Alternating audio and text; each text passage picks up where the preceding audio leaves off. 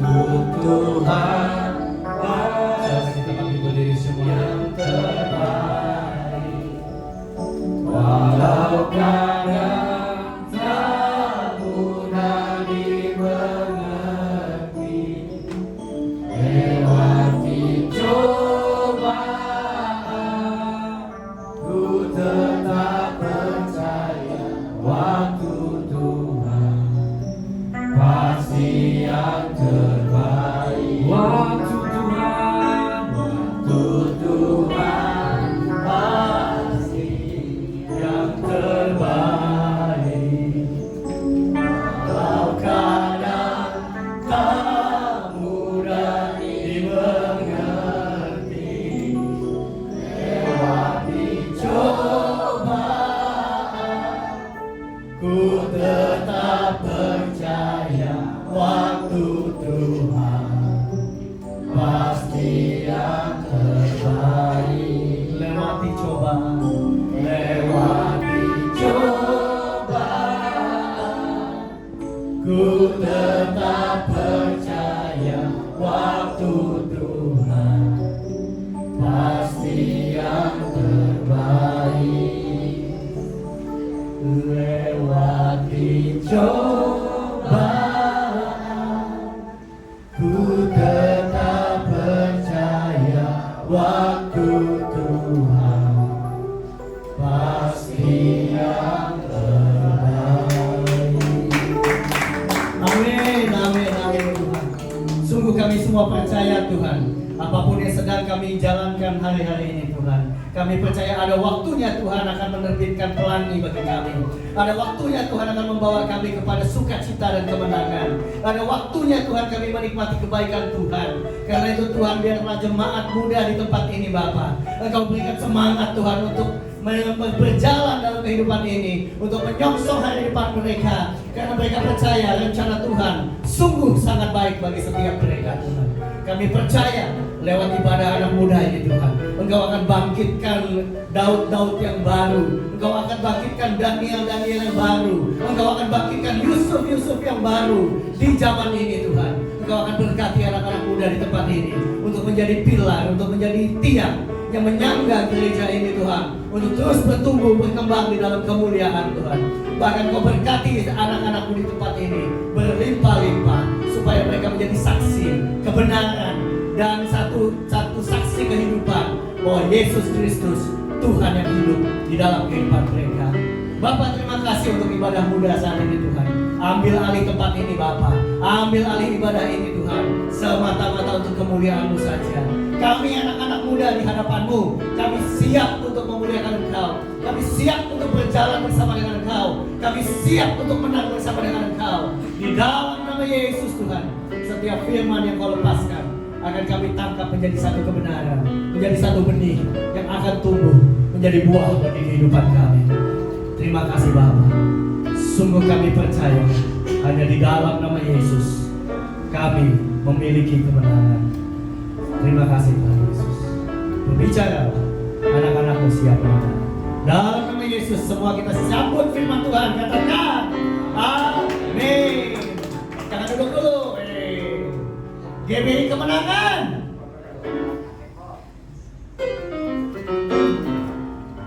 GBI kemenangan. Saya diberkati, Kamu diberkati. Menang, menang, menang. Haleluya, silakan duduk. Nah, ini pertama kali ibadah muda di GBI Kemenangan. Luar biasa, generasi pertama ini.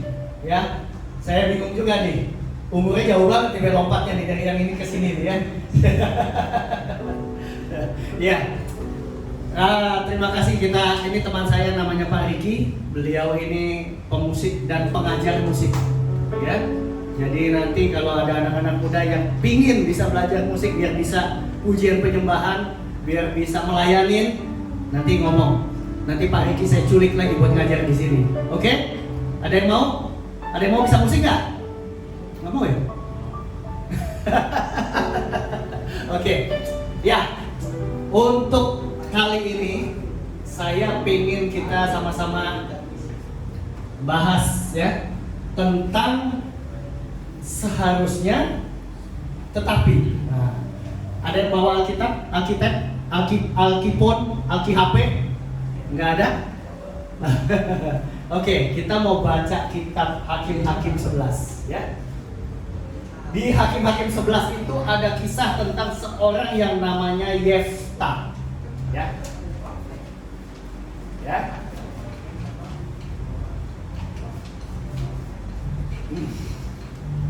Oke, Hakim-Hakim 11 ayat 1 dan ayat 2 ya. Di situ dikatakan gini. Adapun Yefta orang Gilead itu adalah seorang pahlawan yang gagah perkasa. Tetapi ia anak seorang perempuan Sunda. Ayah Yefta ialah Gilead. Juga istri Gilead melahirkan anak lelaki baginya. Setelah besar anak istrinya ini, maka mereka mengusir Yefta. Katanya kepadanya, engkau tidak mendapat milik pusaka dalam keluarga kami, sebab engkau anak dari perempuan lain. Jadi di Alkitab diceritakan tentang seorang yang namanya Yefta. Suatu hari papanya namanya Gilead. Gilead ini punya istri dan punya anak-anak. Suatu hari dia pulang, dia bawa satu anak.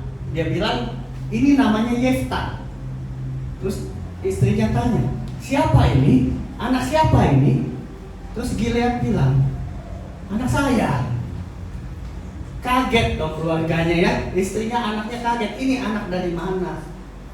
Ya, dia bilang, ya mamanya memang di luar sana, tidak. Jadi Yefta ini anak yang lahir tidak diterima di keluarganya papanya, karena tiba-tiba dia datang, tidak dikenal. Tetapi di firman Tuhan katakan Yefta ini adalah pahlawan yang gagah perkasa. Yefta gagah perkasa, tetapi kenyataannya, di rumahnya Yefta itu dibully. Yefta itu dimusuhin sama saudara-saudara tirinya. Kenapa? Ini anak gak jelas dari mana tiba-tiba datang. Ya. Tapi Tuhan bilang dia pahlawan gagah perkasa. Dari mana? Yang ada dia selalu dibully. Selalu dibilang, lu jangan ikut-ikutan. Siapa lu? Lu nggak usah ikut-ikut, kamu bukan anaknya mama. Tapi dia selalu dibully. Ya, sering kali di dalam hidup kita. Ya, saya ngomongnya apa ya? Kalau ngomong bro and sis, saya rasanya mudah banget ya. Ya, tetapi kenyataannya begini. Berapa banyak sih dari kita yang pingin hidup kita sukses? Berapa banyak yang mau sukses hidupnya? Mau sukses? Sekarang saya mau tanya, kalau kamu mau sukses, yang pertama kita perlu tahu bekal apa yang kita punya. Kenapa kamu bisa sukses? Kenapa kamu bisa sukses? Oh ya, karena saya pintar, karena saya ramah Pak, saya kalau ketemu orang langsung bisa temenan. Saya tuh pintar Pak, saya baca sedikit langsung hafal. Ya? Itu kan salah satu kekuatan, salah satu yang, oh iya Pak, saya bisa sukses karena saya ini pintar loh Pak. Karena saya ini ramah Pak, saya gampang berteman sama yang lain. Gitu. Itu kan kalau kita lihat. Tetapi seringkali keadaannya kok kayaknya nggak mendukung. Saya pingin sekolah Pak, saya pintar. Tetapi mungkin ada orang tua kita yang bilang, saya belum bisa bayarin sekolah kamu. Jadi maaf, kamu jangan sekolah dulu. Apa belum sanggup bayar. Ada yang bilang, saya ini pasti bisa sukses loh Pak sebetulnya. Saya ini orangnya semangat loh Pak. Saya tuh pingin loh Pak bisa kerja, bisa jadi kayak itu yang Bu Guru, bisa jadi kayak Pak Riki, bisa jadi pengajar musik. Saya tuh pengen Pak. Tapi kenyataannya mama saya aja nggak pernah peduliin saya.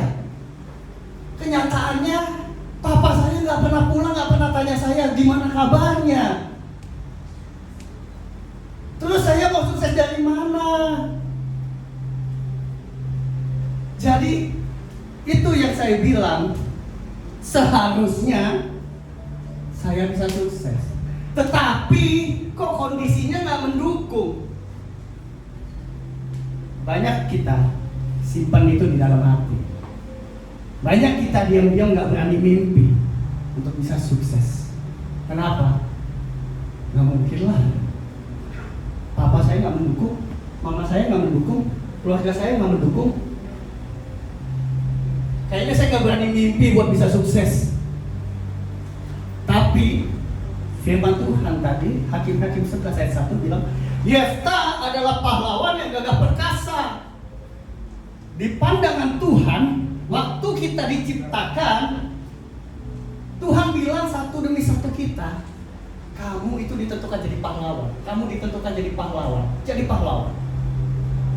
Kamu ditentukan bisa sukses. Kamu ditentukan bisa berhasil. Tapi kita bilang, nggak mungkin Tuhan. Saya ini anak yang dibuang. Saya nggak diterima. Saya itu di sekolah dimusuhin. Saya itu apa-apa nggak punya, kekurangan. Saya nggak bisa. Dimatiin aja, nggak nyambung. Jadi hari ini ternyata di dalam kisah Yefta tadi, Tuhan tidak pernah menyerah. Waktu dia bilang Yefta adalah pahlawan yang gagah perkasa, mungkin dia bilang, kamu adalah usahawan yang sukses. Kamu akan jadi pengusaha. Kamu akan jadi dokter yang sukses. Kamu akan jadi insinyur yang sukses. Tuhan gak pernah menyerah dengan rencananya. Walaupun keadaannya, saya gak mungkin sekolah aja saya gak bisa sekarang. Saya dimusuhin di mana-mana. Gimana mungkin? Tetapi Tuhan tidak pernah menyerah. Nah, saya mau kita belajar tentang kehidupan Yefta. Yefta melakukan 3 kesalahan dalam kehidupannya. Jadi di suatu waktu Yefta ini waktu papanya meninggal diusir dari rumahnya oleh saudara-saudara tiri dan mama tirinya. Kamu bukan anak papa di sini. Kamu nggak ada hak di sini. Pergi kamu. Dia pergi. Yang nomor 1, Yefta melakukan kesalahan. Dia pergi ke tempat yang merusak dirinya sendiri. Kita lihat ya, contekan saya kenapa lecak begini. Ya. Di Hakim-Hakim 11 ayatnya yang ketiga,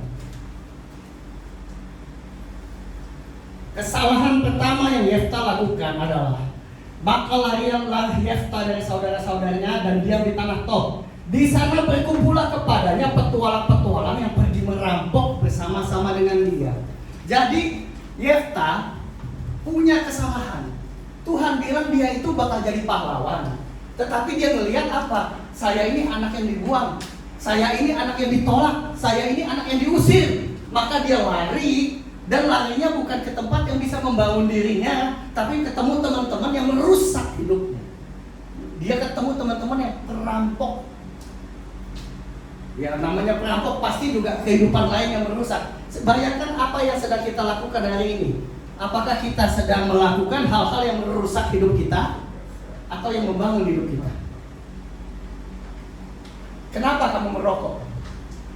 Teman-teman saya merokok. Banyak Pak. Ya. Banyak. Ya itu dia. Semua ngerokok katanya. Banci lu nggak ngerokok. Kamu ke tempat banci tuh, banci aja pada ngerokok. Iya kan? Iya. Jadi jangan kita lari ke tempat yang malah merusak kita. Padahal Tuhan punya rencana besar buat hidup kita. Itu kesalahan Yefta yang pertama. Dia cari teman yang bikin hidupnya rusak. Jadi nomor 1, jangan rusak hidup kamu. Yang kedua, Yefta di ayat yang ke-7, waktu itu Yefta sudah jadi perampok, sudah dikenal dan ditakutin. Tiba-tiba bangsanya diserang oleh Bani Amon, mau perang. Karena bangsanya nggak ada yang jago berantem, akhirnya pemerintah daerahnya datang ke Yefta. Yefta, kita perang nih. Bangsa lu lagi diserang sama bangsa Amon. Bantu kita dong. Bantuin kita dong. Kan cuma kamu yang ngerti perang. Bantuin kita. Dan Yefta menjawab begini. Bukankah kamu sendiri benci aku? Kan kamu ngusir aku dari keluargaku. Sekarang kamu datang, kalau lagi ada masalah kamu datang kepada aku. Kenapa Yefta bilang begitu? Kesalahan Yefta yang kedua, Yefta menyimpan sakit hati. dendam. Yefta bilang, kan dulu gua lu buang, giliran ada musuh aja lu cari gua, ya nggak? Yefta nyimpen sakit hati, enak lu ya, ada masalah cari gua lu ya, dulu aja lagi enak, gua dibuang. Tetapi ingat, Yefta harus ingat panggilan Tuhan atas hidupnya adalah kamu akan jadi pahlawan yang megah perkasa. Karena itulah Tuhan buka kesempatan dengan adanya musuh yang menyerang bangsanya. Maka inilah kesempatan si Yefta untuk jadi pahlawan. Tapi dia masih sakit hati, ya. Jadi hari ini kita belajar jangan sampai kita seperti Yefta melakukan kesalahan-kesalahan. Padahal Tuhan punya rencana yang bagus. Ya kan? Tuhan punya rencana bagus nih buat setiap kamu. Ya. Jangan pikir nggak bisa, kamu nggak tahu 2 tahun ke depan, 3 tahun ke depan, 5 tahun ke depan kamu nggak tahu bagaimana Tuhan bisa merubah hidup kamu. Pasti Tuhan bisa, asal kita jangan respon yang salah seperti Yefta. Jangan cari teman-teman yang malah merusak hidup kita. Jangan cari pergaulan yang pulang pagi, malam kita asik nongkrong-nongkrong, pagi-pagi kita ngantuk lemes sehingga kalau kerjaan kita jadi nggak beres. Bagaimana kita mau sukses kalau kerjaan nggak beres? Kenapa? Kurang tidur, nongkrong sama teman-teman sampai pagi. Ya, bener. Saya ngomong bener. Saya udah pernah ngerasain. Saya juga dulu pernah. Ya Pak ya, kita yang namanya pulang jam 4 pagi, jam 5 pagi kita pernah. Hasilnya hidup kita nggak tambah baik. Ya. Karena apa? Salah respon, salah cari teman. Yefta sakit hati sehingga dia akhirnya kehilangan berkat yang harusnya dia terima. Lalu akhirnya setelah dijanjikan sama orang-orang di kampungnya, udah deh Yefta, kalau kamu bantu kita, kalau kamu usir itu Bani Amon, kamu jadi kepala buat kita, jadi kepala suku, jadi bupati dah, jadi gubernur nanti gitu kan. Akhirnya tergoda, wah boleh juga, bener nih katanya kan. Kalau saya perang, saya menang, musuh lari, saya jadi gubernur nih di situ ya. Iya, kami janji demi Tuhan, kata pemerintah di sana. Akhirnya Yefta maju kan. Itu kesalahan yang ketiga adalah seharusnya Yefta dengan ada kesempatan perang ini dia ingat, oh iya Tuhan kan janji saya mau jadi pahlawan, kesempatan nih, ya kan? Tetapi sebenarnya Yefta maju perang bukan karena dia percaya sama janji Tuhan, tetapi karena dia, aduh lumayan nih kalau menang gue jadi gubernur nih. Ya mantap kan? Dari orang yang diusir jadi gubernur nih, asik nih. Tetapi hatinya nggak sepenuhnya percaya sama janji Tuhan, sehingga dia bikin lagi satu kesalahan fatal. Ya, di Hakim-Hakim 11 ayat 30 dan 31, Yefta waktu mau maju perang, dia bernasar sama Tuhan. Dia bilang gini, jika engkau sungguh-sungguh menyerahkan Bani Amon ke dalam tanganku, maka dia janji sama Tuhan, apa yang keluar dari pintu rumahku untuk menemui aku pada waktu aku kembali pertama kali, aku persembahkan buat Tuhan, jadi korban bakaran. Itu janjinya. Itu janjinya kayaknya, sepertinya itu seakan-akan dia mau perang dengan Tuhan. Tetapi dikatakan di situ, kalau engkau sungguh-sungguh memberikan. Saya melihat ada keraguan di hati Yefta. Benar nggak ya? Tuhan benar nggak ya saya bisa menang ya? Padahal Tuhan sudah janji. Kesalahan Yefta ketiga adalah dia tidak percaya bahwa Tuhan akan berikan yang Tuhan janjikan sama hidupnya. Sehingga dia bilang, gini deh Tuhan, kalau benar-benar saya menang nih, nanti waktu saya pulang, yang pertama saya ketemu di depan pintu rumah saya, itu saya jadikan korban buat Tuhan. Padahal kalau dia percaya janji Tuhan, nggak perlu kan janji seperti itu, nggak perlu. Ketika oke Tuhan, engkau sudah janji, ini saatnya saya perang, saya menang, harusnya begitu kan. Tapi dia bilang kalau sungguh-sungguh, maka saya janji. Artinya diiming-imingin Tuhan diiming-imingin, kasih menang deh Tuhan, nanti saya kasih korban. Berapa banyak dari kita kalau lagi ada masalah juga gitu kan? Tuhan, tolong saya Tuhan. Nanti kalau saya Tuhan tolong, saya mau lo ke gereja, saya mau lo pelayanan. Bener deh Tuhan, asal ditolong nih, naik kelas deh Tuhan. Ya. Itu tuh Tuhan, pacar saya jangan putusin saya Tuhan. Kalau Tuhan tolong nanti saya mau pelayanan, ajak dia pelayanan. Gombal. Ya. Iya. Jadi 3 hal yang kesalahan dari Yefta. Orang yang dari awal Tuhan janjikan akan jadi pahlawan. Yang pertama, dia salah gaul, salah temenan. Yang kedua, dia sakit hati, dia simpan. Dan yang ketiga, dia nggak sungguh-sungguh percaya sama janji Tuhan. Sehingga apa yang terjadi? Ya, nanti kita ikutin kisahnya. Kisahnya adalah sebetulnya kalau Tuhan sudah janji, Tuhan itu pasti mau menggenapi. Ya. Terbukti waktu akhirnya Yefta mau berperang. Ya. Waktu Yefta mau berperang, di Hakim-Hakim 11 ayat 29 dikatakan gini, lalu roh Tuhan menghinggapi Yefta sehingga ia berjalan melalui Gilead ke Manasye, ke Mispa, dan berjalan terus ke arah Bani Amon. Artinya Tuhan menepati janjinya. Kalau zaman itu kan minggu lalu Pak Roni pernah bilang ya, di zaman perjanjian lama, Roh Kudus itu menghinggapi, ya, turun atas seseorang, memberi dia kuasa, turun. Tapi di zaman perjanjian baru sekarang, di zaman kita, Roh Kudus tinggal di dalam kita. Nah, pada zaman dulu Roh Kudus menghinggapi. Nah, Tuhan penuhi janjinya. Waktu si Yefta jalan mau perang, Roh Kudus dikirim, datang kepada Yefta, sehingga dia dan pasukannya jadi gagah perkasa. Ya. Tuhan tepati janjinya. Lalu Hakim-Hakim 11 ayat 32-33. Kemudian Yefta berjalan terus untuk berperang lawan Bani Amon, dan Tuhan menyerahkan mereka ke dalam tangannya. Ia menimbulkan kekalahan yang sangat besar di antara mereka, mulai dari Arur sampai ke dengan Mid, 20 kota, sampai ke Abel Kirani, sehingga Bani Amon ditundukkan di depan orang Israel. Luar biasa. Tuhan bukan cuma menghinggapi pasukan Yefta, tapi di situ dikatakan Tuhan memberikan kemenangan. Sampai pasukan Yefta merebut 20 kota dari Bani Amon, sampai bangsa Israel menang dari Bani Amon. Tuhan menepati janjinya. Itulah sebabnya. Itulah sebabnya kita harus tahu janji Tuhan untuk hidup kita. Karena Tuhan adalah Tuhan yang menepati janji.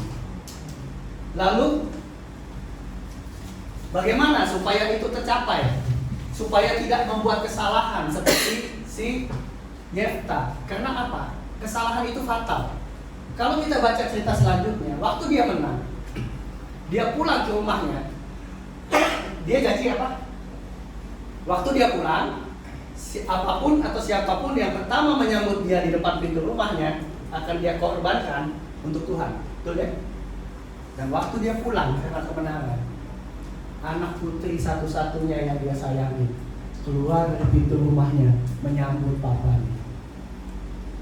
Artinya, karena janjinya, karena dia nggak percaya sama Tuhan, sekarang dia dihadapkan anak putrinya harus dia korbankan untuk Tuhan karena dia sudah berjanji. Fatal. Jadi ketidakpercayaan sama Tuhan membuat kehilangan yang menyakitkan buat Yefta. Anak putri yang dia sayangi satu-satunya harus dia relakan untuk menjadi korban. Sebelum kita belajar bagaimana kita bisa meraih kemenangan yang Tuhan kasih, saya mau teman-teman coba ingat-ingat. Mungkin kita tutup mata dulu sejenak. Ingat-ingat kehidupan kita. Kira-kira dalam hidup kita, adakah pengalaman yang sebetulnya kita simpan di dalam hati, yang menyakitkan hati kita? Mungkin itu papa kita, mungkin itu mama kita, mungkin teman kita, yang sampai hari ini sebetulnya itu membuat kita terluka, membuat kita merasa bahwa kita nggak mungkin sukses, membuat kita merasa saya nggak punya, saya nggak mampu, saya terlalu miskin, saya terlalu bodoh, saya terlalu lemah. Coba ingat-ingat, coba ingat-ingat. Saya tahu ada yang tersembunyi di dalam hati setiap kita, kenangan-kenangan yang bikin kita sakit. Tetapi hari ini Tuhan mau bukakan satu kebenaran buat kita. Sekalipun mama mau menyakiti hatimu, papamu mengecewakan engkau, keadaan sepertinya gak mendukung engkau, hari ini kita mau lihat bahwa ada janji Tuhan atas hidup kita. Ada janji Tuhan yang sudah Tuhan berikan sama kita. Jangan jadi kecewa. Jangan salah pilih jalan. Jangan salah pilih teman. Jangan kamu tidak percaya sama Tuhan. Jangan kamu simpan sakit hati. Tapi kamu bilang, tapi mama saya sepertinya gak pernah bisa sayang saya. Papa saya sepertinya gak pernah ngerti saya. Teman-teman, saya kasih tahu, terkadang ada orang tua yang ingin menyayangi anaknya, tapi nggak tahu caranya. Kenapa? Karena sejak kecil, mungkin mama papamu juga belum pernah terima kasih sayang dari orang tua. Kalau dia nggak pernah merasakan, kalau dia nggak pernah mempelajari tentang mengasihi, menyayangi, sehingga dia nggak mampu memberikan, karena dia nggak punya. Bukan dia nggak mau. Tetapi saya mau kasih tahu teman-teman, kalau sakit hati itu kita simpan, suatu hari kita akan melakukan yang sama kepada anak-anak kita. Putuskan sampai di sini. Putuskan dan lihat Tuhan, Engkau sudah berjanji bahwa masa depanku pasti akan cerah, bahagia. Jangan disimpan kesalahan, luka-luka, sakit hati akibat perkataan, perlakuan orang tuamu. Jangan disimpan. Putuskan sampai di sini, sebab kamu mau mengasihi anakmu nanti. Kamu tidak mau anakmu mengalami apa yang kamu rasakan. Putuskan di sini. Ampuni orang tuamu.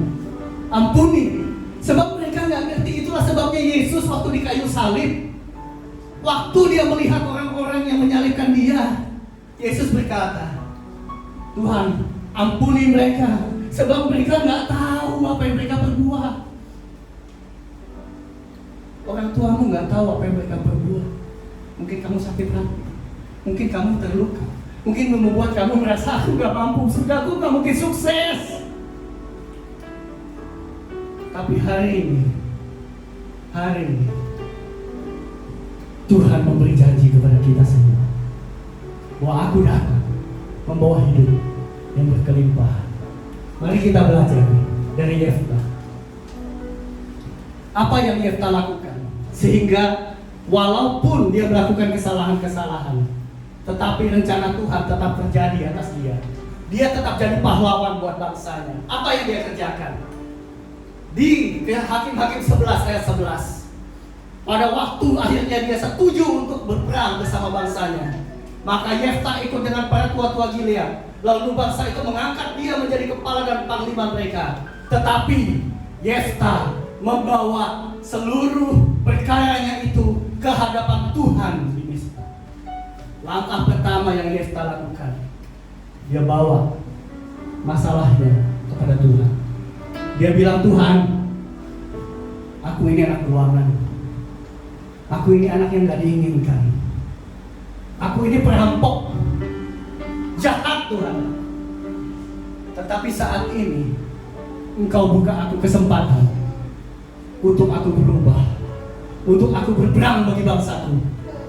Tuhan, aku bawa ini ke hadapan-Mu Tuhan. Langkah pertama yang Yefta lakukan, dia bawa dan persembahkan kepada Tuhan.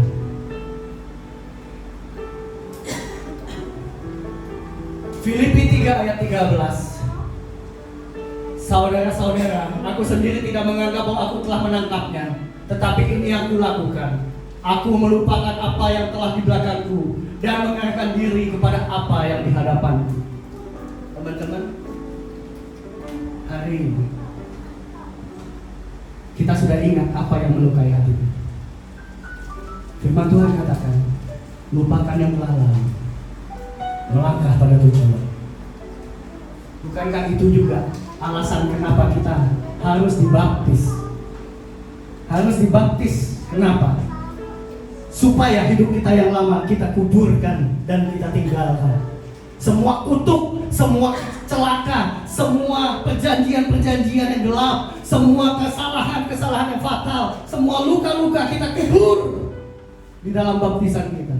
Dan waktu kita keluar dari baptisan, kita keluar sebagai ciptaan yang baru, yang berjalan di dalam janji Tuhan, yang berjanji akan berubah hidupmu, yang akan memberi engkau kemenangan, yang akan memberi engkau kemampuan, yang akan memberikan engkau jalan demi jalan yang akan merubah hidupmu.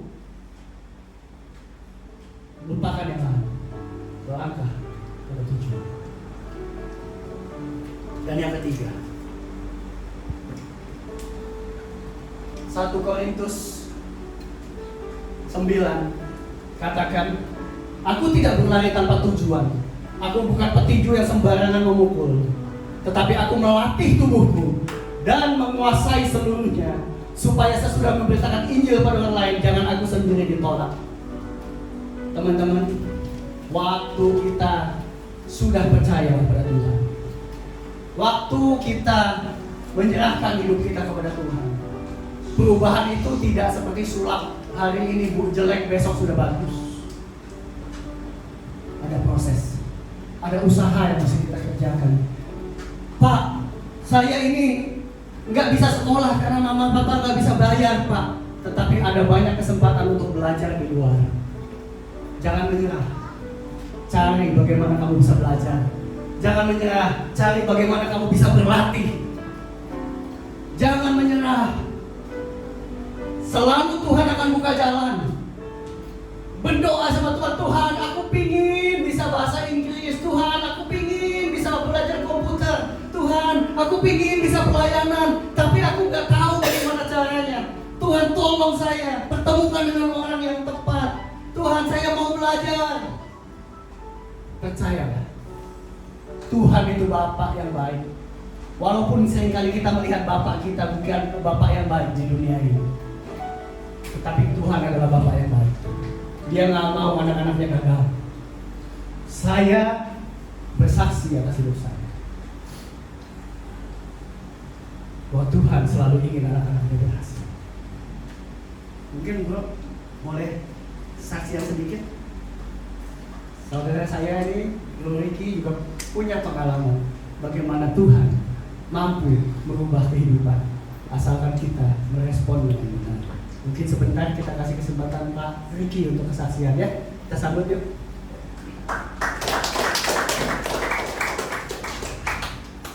Shalom semuanya. Mungkin udah kenal ya Ricky namanya. Mungkin kalau disuruh saksian dulu waktu zaman saya seusia kalian, tapi kalau lihat sekarang wah udah enak nih bisa gini bisa gitu bisa gitu. Tapi dulu saya juga lahir dari orang yang nggak punya uang. Bapak saya itu buruh kontraktor. Jadi kalau misalkan ada bau-bau rumah, dia bukan kontraktornya, dia kulinya. Jadi kalau dulu belum ada dana bos tuh zaman saya. Jadi semua sekolah masih bayar. Dan mama saya maunya saya sekolah swasta dari zaman saya masih kecil. Dan itu tuh lumayan mahal buat keluarga kita. Saya sih nggak putus semangat pada saat itu karena masih kecil dan masih nggak tahu. Tapi begitu banyak dewasa, udah mulai SMP, SMA, itu begitu masuk dari SD mau ke SMP, mama cuma bilang satu, lu kudu ranking 1, kalau enggak lu nggak sekolah. Jadi kalau kalian mau tanya saya pintar nggak? Saya orangnya nggak pintar, saya juga orangnya malas. Sama lah, mungkin ada beberapa di antara kita yang juga kayaknya mau bisa lah dong, masuk belajar lah, nyontek juga bisa gitu kan. Cuman satu sisi ketika nyokap ngomong kayak gitu, saya ngambil keputusan yang nggak bisa nih begini nih, kalau misalkan kayak gitu terlalu gambling apa, terlalu ngambil resiko. Kalau yang dicontek bener, kalau yang conteknya juga sama ya kan, sama aja gitu kan. Jadi mau nggak mau orang-orang misalkan nih ulangan, kita udah tahu nih misalkan ulangan 2 minggu lagi, kita kan biasa haminnya 1 lah, sehari sebelum baru belajar atau bahkan paginya baru belajar. Saya dari 2 minggu sih udah belajar. Jadi kalau saya dapat 100, buat saya biasa aja, karena saya belajarnya lebih lama dibanding sebelumnya.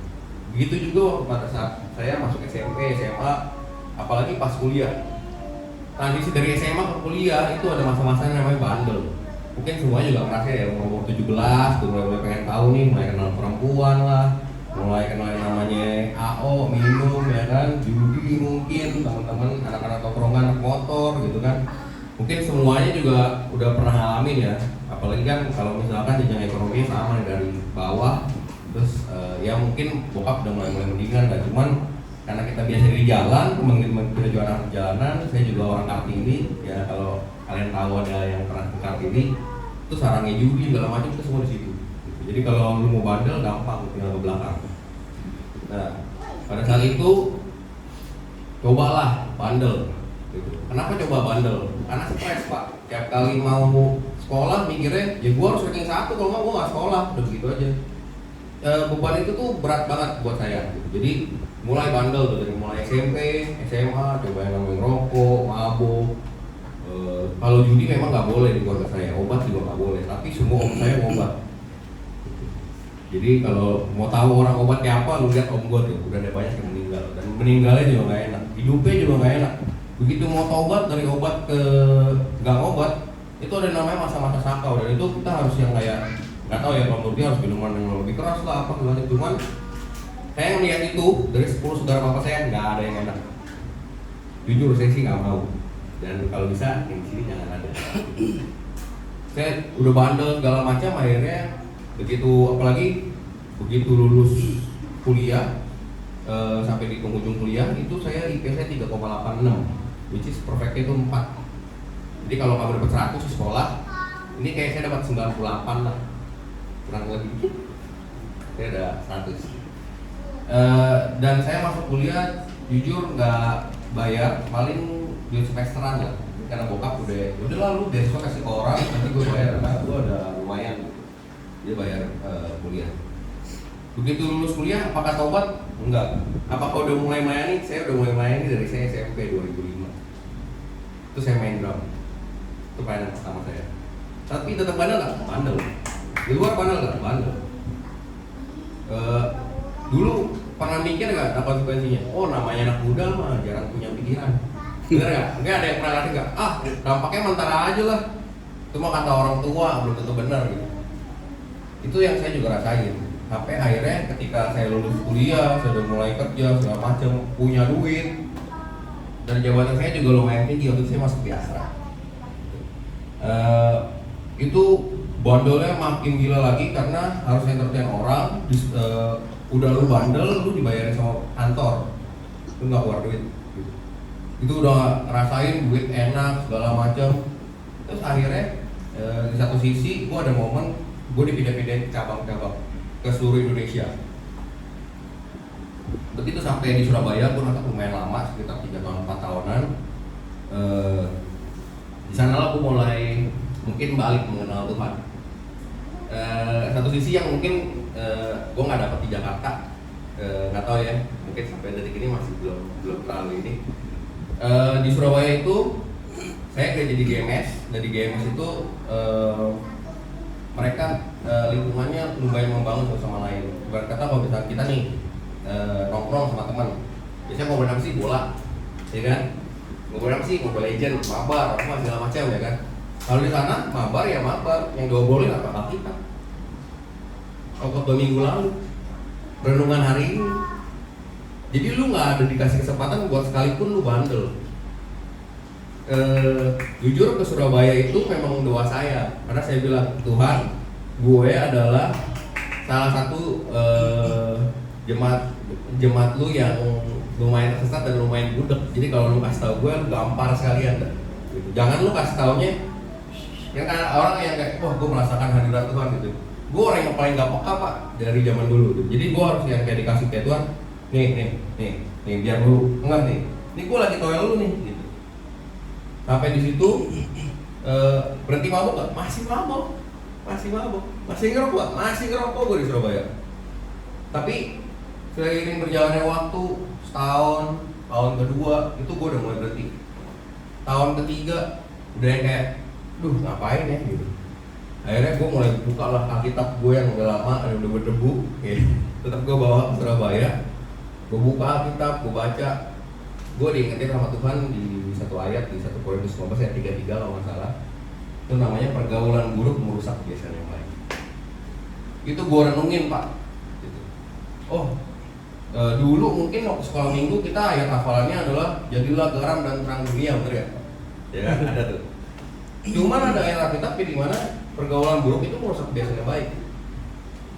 Jadi setelah gue renungin lama selama bertahun-tahun, gue baru pikiran gini, kalau lu cuman Kristen atau pengikut Tuhan yang ya baru setengah-setengah atau berapi-apinya baru karena lu baru mulai bertobat, lu jangan mencobai diri lu sendiri masuk ke tempat di mana lu tahu itu lingkungan buruk. Kayak lu tahu tuh udah pasti minum lu pasti ngobat, lu masuk ke sana buat apa? Lu mau nyebarin firman Tuhan? Gak mungkin men. Yang ada lu dikasih minum, lu mabok, lu pulang. Ya, yang ada lu dari berhenti rokok, lu masuk, lu minum, lu merokok, pulang. Ya, pulang mabok gitu. Nah, itu namanya lu mencobai Tuhan dalam diri lu sendiri. Lu mencobai iman lu sendiri. Jadi ayat itu yang gue pegang sampai dengan saat ini. Jadi pergaulan yang buruk tuh memang benar-benar merusak kebiasaan baik. Tadinya gue juga orang yang baik-baik gitu. Maksudnya orang yang wah Tuhan banget lah. Bapak mama gue juga Tuhan banget. Bapak gue itu sampai sekolah Alkitab, mau gue pelayanan, diakon segala macam gitu. Dan itu tuh gue udah benar-benar kayak terdoktrin banget. Oh ini Tuhan tuh begini, lu tuh hidupnya harus begini, lu tuh nanti kedepannya harus begini, dan seterusnya. Tapi di situ memang kalau nggak tahu ya, mungkin kalau keluarga kita terlalu dekat sama Tuhan, biasanya anak-anaknya memang yang dicobain, gitu. Jadi kita sebagai anak-anak memang banyak banget cobaan. Dan di situ waktu pas gue sadar, gue langsung stop. Jadi kalau kalian ada yang masih macam-macam gitu, jangan gue mau ngurangi. Oh itu nggak bakal berhenti pak. Wah gue jamin mau 10 tahun, mau 15 tahun, mau 20 tahun itu nggak bakal berhenti. Lu kalau mau berhenti. Sama kayak lu mau ngerokok. Emang ada kalau ngerokok, gue nyoba dong sekali isep. Nggak ada. Rokok mah sampai habis. Ya nggak ada ngerokok sekali isep. Ngerokok itu kalau lu udah isep bakar, ya lu habisin. Sama, lu kalau mau berhenti, ya lu berhenti. Nggak ada urusan, gue kurangin deh. Mungkin jam mabok gue yang tadinya Senin sampai Sabtu nih, ya kan, Minggu kan kudus tuh, Senin sampai Sabtu gue kudis dah gitu, mabok gitu ya kan. Gue kurangin aja jadi cuma Jumat Sabtu. Nggak ada pak, itu nggak bakal berhenti. Gue punya saudara-saudara gue yang sampai detik ini masih sering setiap hari ngajakin gue mabok. Dan itu setiap hari gue tolak, gue blok. Gue bilang, bro, lo kalau mabok sendiri aja gitu. Gue punya anak, gue punya bini, gue udah punya keluarga sekarang gitu. Gue udah gak mau minum-minum kayak gitu lagi. Gue di rumah aja sendiri, gue tenang gitu. Jujur kalau lo tanya, emang Ko Riki sekarang hidup udah enak nih? Ya bro, enakan pas gue lagi bandel, duit gue banyak banget. Kalau lo tanya mengenai duit ya, mengenai finansial, waktu pas gue bandel, jabatan gue tinggi. Itu perusahaan Astra, itu perusahaan gede, otomotif. Itu gaji gue udah 2 digit lebih, gak mau. Ya lumayan lah bonusan gitu. Nah begitu gue berhenti, ya gue putusin ya udah aku juga berhenti kerja karena kerjaan gue itu terlalu melibatkan diri gue ke dunia-dunia yang nggak benar. Itu kebutuhan besar juga buat gue. Dimana lu posisi udah enak, gaji lu udah besar, terus koneksi lu bagus-bagus semua, terus gue berhenti. Menurut gue itu nggak semua orang mungkin gila gue ya. Itu kalau kata nama gue gila. Cuma gue berpikir satu hal, apakah gue mau nih gue begini terus, anak gue ngeliatin gue, terus ntar dia lu aja boleh, masa gue nggak boleh? Soalnya gue begitu bapak gue juga begitu dulunya kan. Gue udah bilang bapak gue 10 saudara, 10 nggak ada yang benar. Jadi kalau gue bandel, bapak gue kan bisa ngoceh, kan kalau ngoceh, lu aja begitu. Gue pulang jam 4 pagi, jam 5 pagi, lu mau ini berapa juga nggak pulang juga pernah buat 3 hari. Jadi kalau lu tanya dunia itu enak gak? Enak. Cara nariknya enak gak? Oh enak banget pak. Kalau lu lagi sakit, mungkin orang gereja masih jago pun. Kalau lu butuh duit, orang gereja kasih lu duit gak? Enggak. Tapi orang-orang pemabuk itu transferin lu duit berpuluh-puluh juta, nggak lu minta. Itu teman-teman gua. Dia nggak banyak bacot, dia transfer. Enak gak teman-teman gitu? Mungkin secara dunia enak. Cuma apakah hati lu bisa bohong? Apakah hati lu bisa, oh gua tenang nih, duit gua banyak. Jujur ya, waktu gua punya duit sebanyak itu, gua nggak tenang hidup gua. Gua selalu berpikir nih, ini kalau besok gua mati, gua masuk neraka, masuk surga nih. Ya kan? Kita nggak pernah tahu pak. Kita hari ini di Surabaya, besok kita ada kunjungan ke Malang, naik bus, terus di bus kita tabrak nih, guling mati, nggak ada yang tahu orang traktir mah, ya kan? Atau gue lagi makan bakso nih, lagi enak, keselep, mati, ya kan? Kita nggak akan pernah tahu tuh kejadian-kejadian yang menurut gue bukan hal yang nggak lumrah, yang lumrah kok. Banyak orang yang di luar sana matinya konyol loh, ya kan? Lagi jalan tenang-tenang, nyebrang. Dia juga udah benar loh, dia bos, udah lampu merah, ketabrak aja, ya kan mati aja. Gitu. Jadi di situ gue berpikir, udahlah tobat mah tobat. Kayak tadi gue bilang, ya lu berhenti ngerokok, lu berhenti minum, lu berhenti segala macam, lu berhenti, kagak ada yang namanya mengurangi. Jadi jangan lu membatasi kekuatan diri lu sendiri. Kalau menurut gue itu lu membatasi kekuatan diri lu sendiri. Gue yakin lu orang tuh semua orang-orang yang kuat, ngerti kan? Kayak ya kalau bisa mah bisa aja gitu. Sekarang gue tanya, lebih susah mana? Kuat minum apa berhenti minum? Ayo. Kalau buat kuat minum gampang, ya kan? Kalau lu kuat bir ya lu jangan minum AO. Kalau lu kuat AO jangan minum bir. Udah gak bakal mabuk tuh. Gampang gak? Suruh berhenti minum bisa gak? Gak bisa. Lu ngerokok enak ngerokok, apa juga rokok enak. Suruh berhenti rokok bisa gak? Paling seminggu, paling juga cuma sehari. Puasa aja, puasa makan. Kalau orang-orang kurang rokok mah jalan. Makanya gue bilang, kalau misalkan lu mau berhenti, semua lu berhenti. Semua dunia buruk lu tinggalin. Langsung hari itu juga. Jujur ya, waktu pas gue mau putus itu, gue kayak berpetualang banget nih. Gue hari-hari ini gue lagi berpetualang sama yang namanya Tuhan. Dan gue ngerasain banget berkat-berkat Tuhan tuh datangnya bener-bener gak keduga, bener-bener gak yang sampai gue khawatirnya tuh luar biasa pak. Karena lu bayangin ya, buat seorang yang biasa pegang duit banyak, udah tahu tanggal berapa keluar duit, udah tahu kapan komisi cair, udah tahu nih kapan yang mana bisa dibisnisin segala macem, tiba-tiba hilang semua. Hobi gue yang tadinya balap-balapan di Sentul ya kan, udah enggak, karena gak punya duit, mobil juga udah gak ada, sisa motor doang. Terus keluarga gue yang hidupnya enak, tadinya di Pluit, balik ke rumah nyokap, hidup susah, ya kan, makan seadanya, sekolah secukupnya, gitu. Jadi kita kalau lihat nengok ke belakang sama sekarang, kalau menurut gue sekarang tuh lebih tenang, lebih bisa berkumpul sama keluarga, lebih yang gue dekat sama anak, karena gue udah gak harus pulang pagi. Gue udah gak harus yang kalau pulang juga selalu dalam keadaan mabok. Lu bayangin gue jam 5 udah mabok pak. Gue jam 5 pulang tuh udah begini jalan. Karena gue udah nemenin orang dari jam 12 siang. Cuma nongkrong, ngobrol, mabok. Tanda tangan pulang. Tanda tangan itu bisa MM-an pak. Jadi komisi gue lumayan. Itu pulang begitu mabok, ketemu anak tuh juga ngeliat tuh. Dia gak tahu bapaknya siapa. Bapaknya kayak gimana sih? Hobi bapaknya apa sih? Bapaknya bisa ngapain aja sih? Gitu. Bapaknya bisa bahasa Inggris nggak sih gitu ya? Kayak tadi gitu. Gue masih apa nih? Ya kayak gitu-gitu. Nah, di situ gue mikir, oh ini udah bukan waktunya gue, ini waktunya keluarga gue.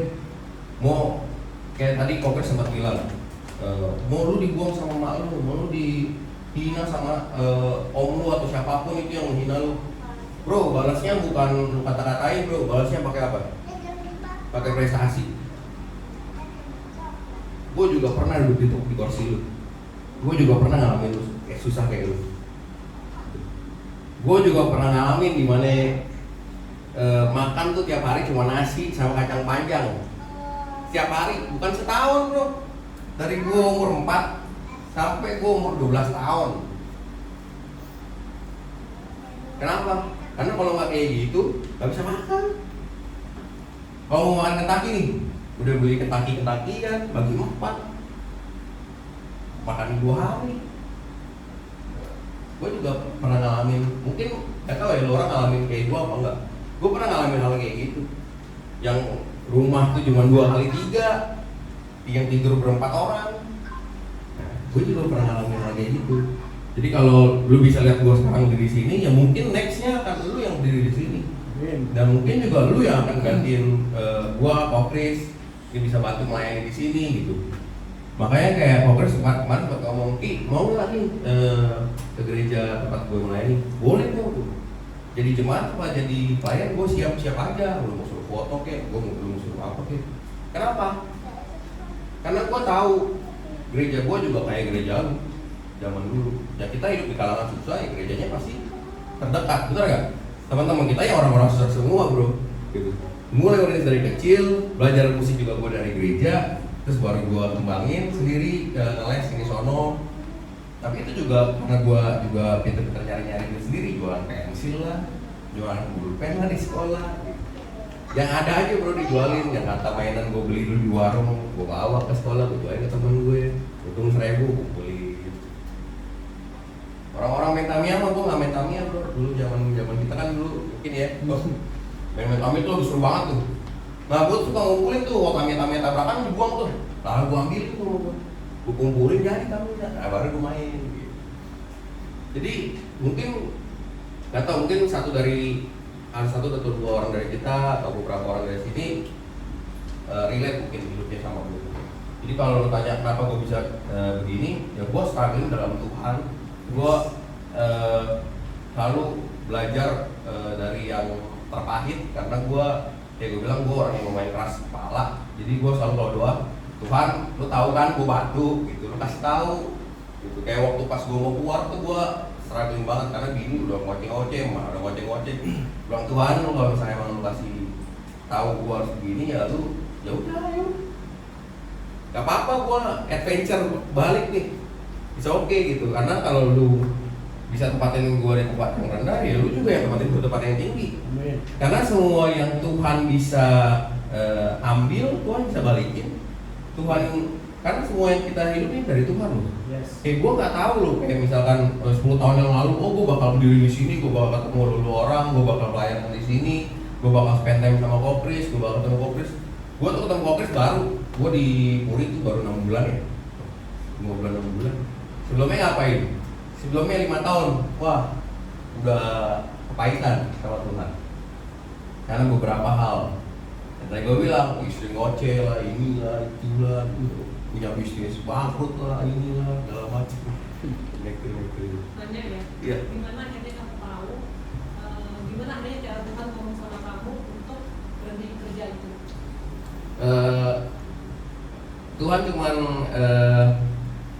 dari pendeta sih, jadi waktu aku ke gereja, pendetanya sempat ngomong bahas mengenai kayak, kan waktu lagi zaman COVID juga kan, desa aku baru hancur, terus pendeta bilang, gak usah khawatir, lo gak usah takut, bunga bakung di padang aja dipelihara Tuhan, burung-burung aja dipelihara Tuhan. Terus kayak gue, gila ini yang doa gue sepanjang berapa bulan gitu ya, dijawabnya cuma sesimpel ini.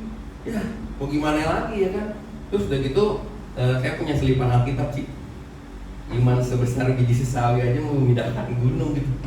Gue doain bini gue ya kan, kata doa itu gak manjur, doa tuh lebih manjur dibanding santet bro. Gue doain bini gue, sampai bini gue bilang gini, ya kalau kamu mutusin buat keluar ya udah nggak apa-apa. Gitu. Yang penting aku yakin kamu pasti bisa di jalur kehidupan yang selanjutnya. Tuhan pasti tolong kamu, Tuhan pasti bantu keluarga kita, Tuhan juga gak bakal bikin keluarga kita menderita. Dan ya memang gak pernah menderita. Amin. Lalu terima kasih Bro Ricky. Jadi saya tahu bahwa itu adalah persimpangan ya, hidup yang enak, kerjaan yang enak dan menghasilkan. Kenapa harus berhenti? Karena di kerjaan yang enak itu kita nggak pernah bisa dekat kepada Tuhan. Kita selalu ditarik kepada kehidupan yang penuh dengan dosa, yang selalu harus entertain orang, yang selalu harus ikut dengan gaya hidup mereka. Sehingga pilihannya, apakah kita mau benar di hadapan Tuhan, atau kita mau menikmati apa yang enak di badan kita, tetapi suatu saat akan membawa kehancuran. Kalau dia terusin minum, berapa tahun kemudian, mungkin ginjalnya yang rusak, mungkin organ yang lain yang rusak. Apa yang bisa dia nikmatin setelah dia sakit, seandainya dia terusin yang seperti itu? Tuhan menghentikan kita sebelum itu terjadi. Amin. Jadi hari ini, teman-teman, seperti kisah Yefta, apa yang sedang menyakiti kamu? Apa yang sedang membuat kamu kecewa? Apa yang membuat kamu merasa kamu nggak mungkin bisa lebih dari ini? Kerjaan kamu nggak mungkin lebih hebat lagi. Kamu mungkin nggak bisa mencapai cita-cita kamu. Hari ini Tuhan sudah berbicara kepada kita. Maukah kamu mengampuni mereka yang menyakiti kamu? Seperti Yesus berkata, ampuni mereka, sebab mereka juga nggak tahu apa yang mereka berbuat. Jangan simpan sakit hati. Kamu bisa sukses, kamu bisa sukses, kamu bisa sukses. Sebab Tuhan menjanjikan itu buat kita.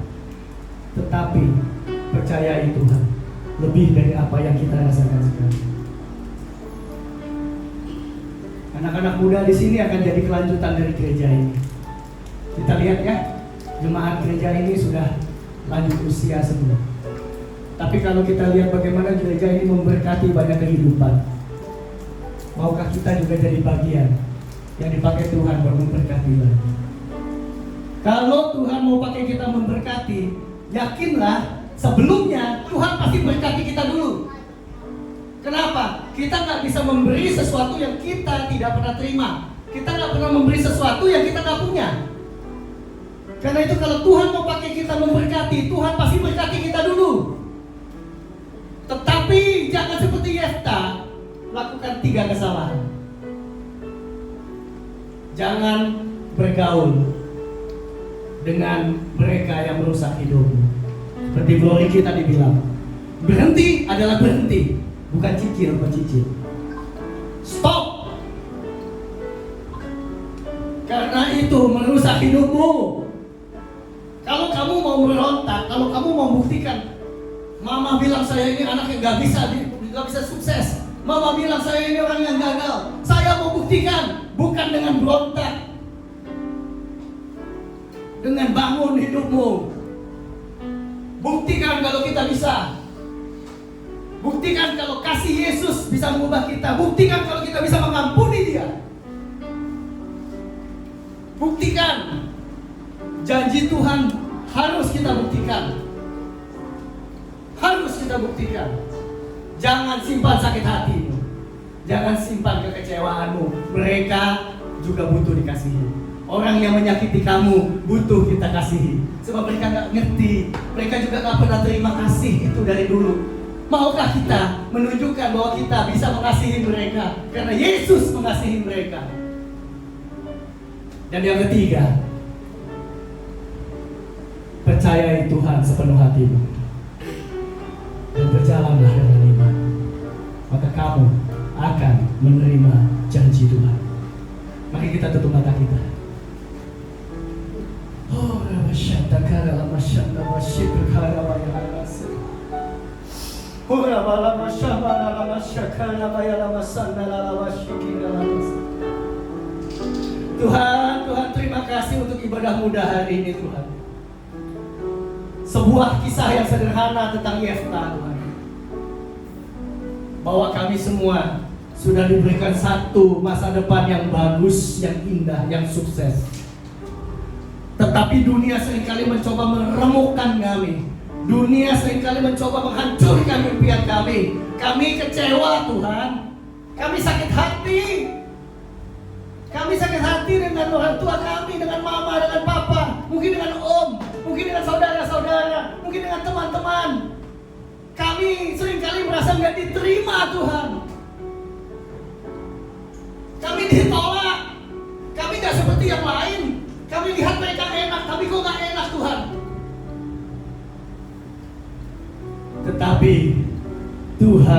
tidak pernah gagal menuntaskan rencananya atas hidup kita. Pada waktunya kita respon dengan baik.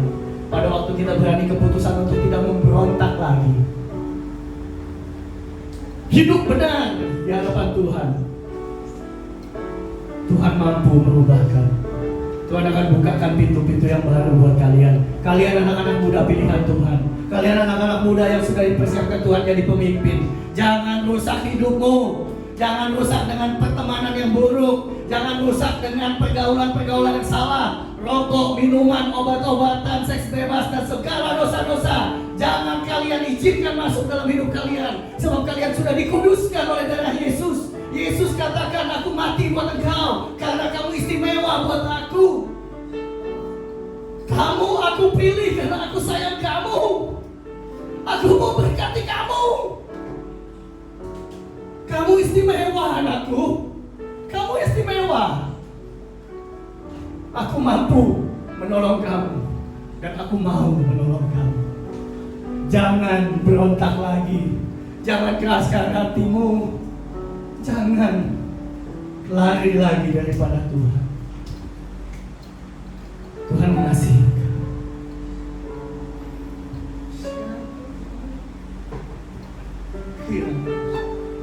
Saat ini biarlah kau renungkan hari-hari ini. Apakah engkau sedang berontak? Apakah engkau sedang lari dari Tuhan? Apakah engkau seringkali menolak firman yang disampaikan kepadamu karena kau merasa, yang aku rasakan gak begitu. Hidupku gak kayak begitu, aku susah terus. Aku ditolak terus, aku gagal terus. Mana janji Tuhan? Hari ini lembutkan hatimu. Izinkan Tuhan berkata kepadamu, anakku, aku mengasihi engkau. Aku mau pegang tangan. Aku mau pegang tangan. Aku mau memimpin hidup. Anakku, aku peduli. Aku tahu penderitaanmu. Aku tahu tangisanmu. Engkau sedang kecewa. Engkau sedang terluka. Tuhan berkata, aku akan membalut luka-luka. Saya kasih kesempatan untuk kau bicara sama Tuhan hari ini.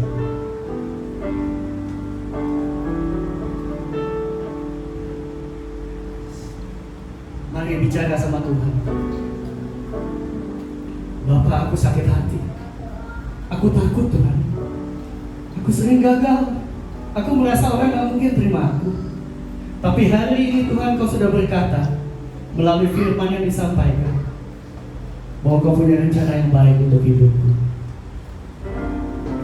Kalau itu kamu, taruh tanganmu di dada dan bicaralah sama Tuhan. Hari ini ampuni aku Tuhan. Aku mau Engkau tolong. Aku mau Engkau rubah. Aku mau Engkau sembuhkan. Jesus.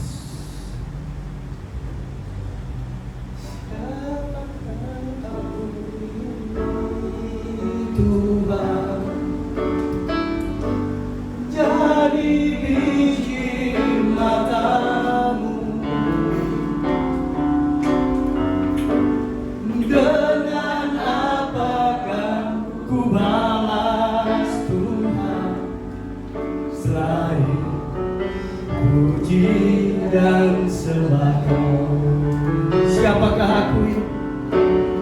Siapakah aku ini, Tuhan? Jadi biji matamu,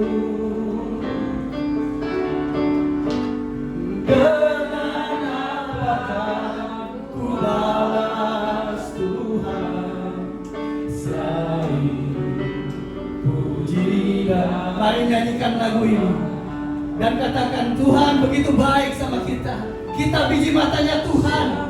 Biji matanya Tuhan yang sangat berharga. Dia akan bela kamu. Dia akan tolong kamu. Dia akan mengangkat hidupmu. sebab Engkau biji matanya Tuhan. Dengan apakah ku balas Tuhan selain pujian dan sembah. Mari Tuhan, jamah anak-anak-Mu di tempat ini. Engkau lihat hati mereka Tuhan. Engkau lihat Tuhan, mereka sedang berkata kepadamu, Tuhan aku sakit hati, Tuhan aku kecewa Tuhan, Tuhan aku takut Tuhan, Tuhan aku gak yakin dengan kehidupanku. Tapi hari ini Tuhan Engkau sudah berfirman, dan aku percaya Tuhan, dan aku mau melangkah, aku akan tinggalkan pergaulan yang buruk, aku akan putus hubunganku dengan yang buruk Tuhan. Aku mau hidup benar, aku mau percaya kepada Tuhan, aku gak mau sakit hati, aku mau berhasil, aku mau berusaha, aku mau membangun hidupku supaya nama-Mu dimuliakan dari kehidupanku Tuhan. Aku percaya Tuhan, aku percaya. Jamah anak-anak-Mu saat ini Tuhan, jamah anak-anak muda-Mu di tempat ini Tuhan, jamah Tuhan, jamah Tuhan. Kiralabaka syafata karalamasam, shikiralamayalabasyakiralamam. Thank you Jesus, thank you Jesus. Kami percaya Engkau Bapa yang baik. Thank you Jesus. Oh yes Lord, izinkan Tuhan menyembuhkan Engkau. Thank you Jesus, thank you Jesus.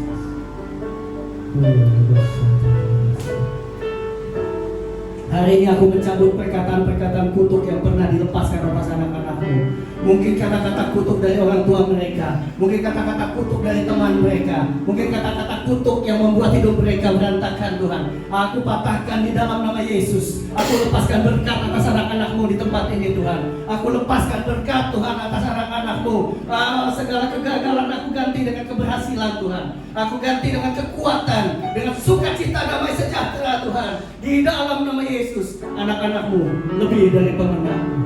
Lebih dari pemenang Tuhan. Lebih dari pemenang Tuhan. Yes, kamu telah dipilih untuk menjadi pahlawan bagi keluargamu. Engkau tahu keluargamu banyak yang masih berjalan dalam kegelapan.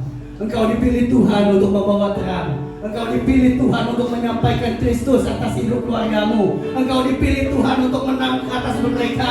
Engkau dipilih Tuhan untuk menyampaikan kabar baik. Ampuni mereka, bawa terang dalam hidup mereka, supaya mereka juga mendapat keselamatan dan kasih di dalam Kristus Yesus. Kamu sudah dipilih di dalam nama Yesus. Aku percaya Tuhanku ajaib, Kau turun tangan memulihkanku. Aku percaya Tuhanku dahsyat, Kau turun tangan memberkatiku. Terima kasih Tuhan atas setiap kebaikan dalam hidup kami. Kami telah selesai mendengarkan kebenaran firman-Mu. Jalan firman-Mu boleh Kamu lakukan dalam hidup kami pribadi lepas pribadi kami. Engkau berkati hamba-Mu yang telah menyampaikan kebenaran firman-Mu. Pakai terus selalu biasa lagi. Engkau berkati dalam setiap tanggung jawab, dalam pekerjaan, dalam keluarganya. Dan sebentar lagi juga Tuhan kami akan memberikan persembahan kami. Tuhan berkati setiap persembahan kami. Dalam nama Tuhan Yesus kami sudah berdoa. Haleluya. Amin. Baik, kita angkat satu lagu pujian, segala puji syukur.